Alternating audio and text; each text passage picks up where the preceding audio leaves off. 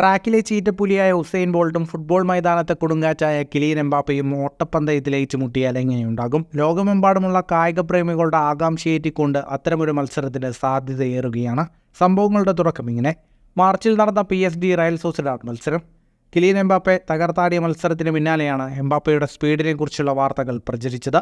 മത്സരത്തിൽ 100 മീറ്റർ വെറും 10.9 സെക്കൻഡ് കൊണ്ടാണ് എംബാപ്പെ ഓടിത്തീർത്തത്. ഇതിനു പിന്നാലെ എംബാപ്പയുടെ സ്പീഡ് ലോകമെമ്പാടും വാർത്തയായി.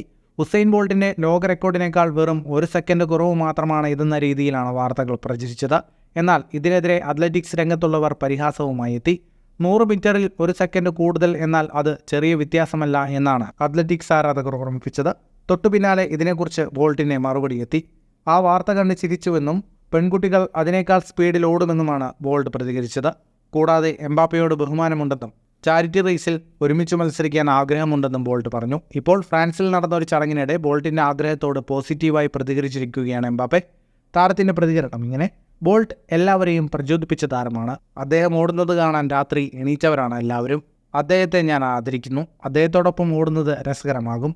രണ്ടുപേർക്കും സമയമുള്ളപ്പോൾ അത് നോക്കാം.